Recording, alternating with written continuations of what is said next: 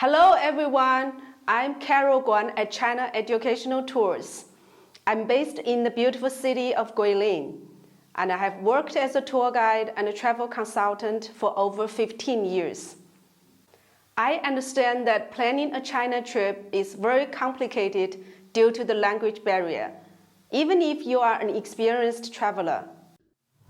Don't worry, I'm going to tell you all the details. Where to go, when to visit, how long to stay, the tour costs, visa issues, a private tour or group tour.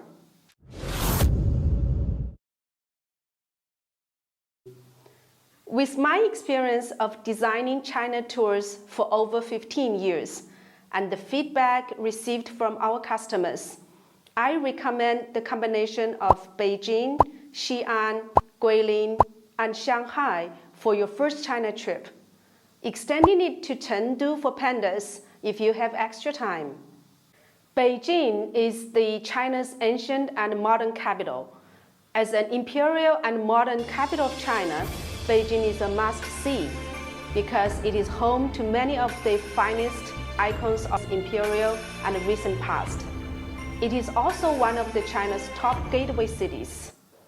Experience the large imperial palace, the Forbidden City. Walk on the Great Wall. Take a rickshaw ride in Hutong alleys. Learn Taiji at Temple of Heaven, and of course, many more. Xi'an, a window of China's ancient civilization. Xi'an is an excellent place to experience something of the pre-Beijing dynasties. The magnificent Terracotta Army, the Great Mosque, Sanxi Historic Museum, ancient city wall, diverse local delicacy at Yongxin Fang. All these will feast your eyes and appetite. First-timers love Guilin for its beautiful landscape and a relaxing escape from the large cities. If your time is limited, enjoying karst peaks, combine sublimely with the Li River and cycle around the idyllic countryside in Yangshuo, and even experience to be a Chinese farmer. And of course, if you are interested in minority culture, spend 1 or 2 days at the Longji rice terraces to enjoy the magnificent terraced fields and experience the culture and customs of the Zhuang and long-hair Yao minorities. Besides, Guilin is also the paradise for world photographers. Shanghai, China's largest and showiest city. Shanghai is one of China's largest cities, and many would say it must be visited for its significance. It is a convenient gateway city to arrive at and depart from. There aren't so many world-class tourist sites, and it could be toured in a day. Make sure you see the colonial and skyrise architecture along the Bund. You can also extend 1 or 2 days to nearby water towns such as Tongli and Wuzhen.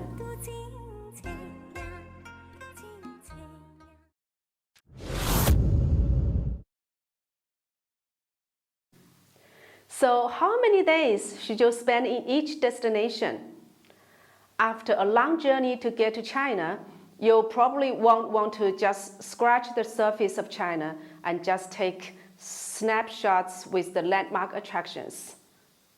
We suggest at least 8 to 10 days for your first trip to see a spectrum of the highlights in the top-ranked cities. For example, like Beijing, 3 to 4 days, Xi'an, 2 days, Guilin, 2 to 3 days, and Shanghai, 2 days would be enough. And then what's the logistic to organize a trip? Firstly, fly to Beijing, travel in Beijing, and then take a high-speed train to Xi'an. After Xi'an travel, you can fly to Guilin, enjoy the beautiful landscape, and lastly, fly to Shanghai. Well, if Chengdu or the adorable pandas are on your bucket list, you can visit Chengdu before heading to Guilin.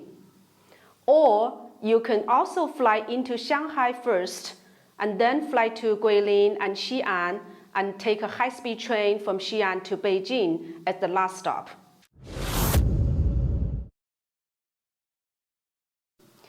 Then how much does it cost to travel to China?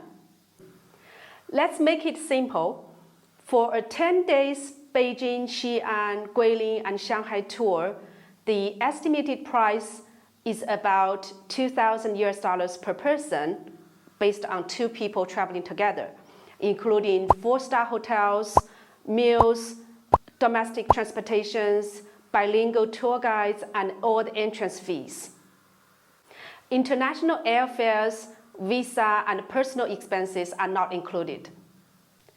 For more information about the cost ideas to travel in China, please watch our another video, How much does it cost to travel to China?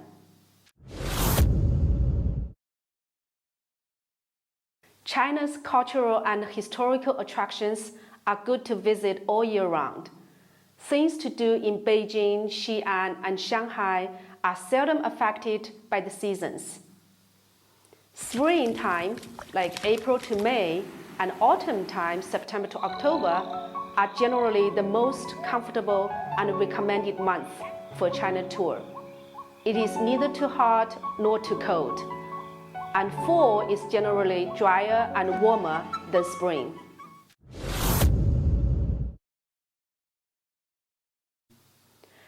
All travelers are required to obtain a China visa before arriving in China.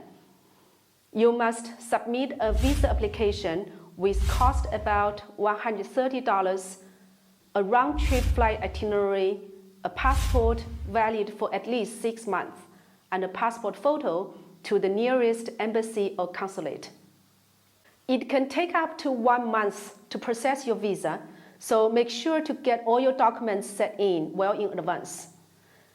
Sometimes the embassy may ask for an invitation letter from your China travel agency.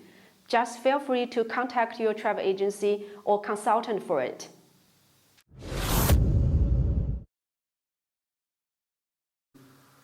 Sometimes our customers may ask whether they should take a group tour or private tour. We believe private and tailor-made is the best. If you don't want to visit the Great Wall of China with the coach load of 40 people and have 20 minutes on the wall, a private and tailor-made tour is the best choice. You will have a chance to ride a sidecar through the ancient alleys of Beijing, walk on the wild, untouched Great Wall, or visit a local family with your own local guide. With a private guide and transport, you can maximize your time.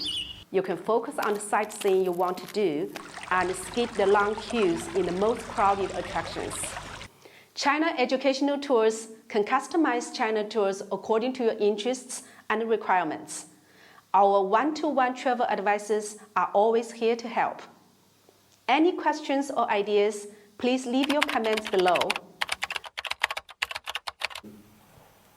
If you are interested in more about China, subscribe our channel and we are showing you an authentic China.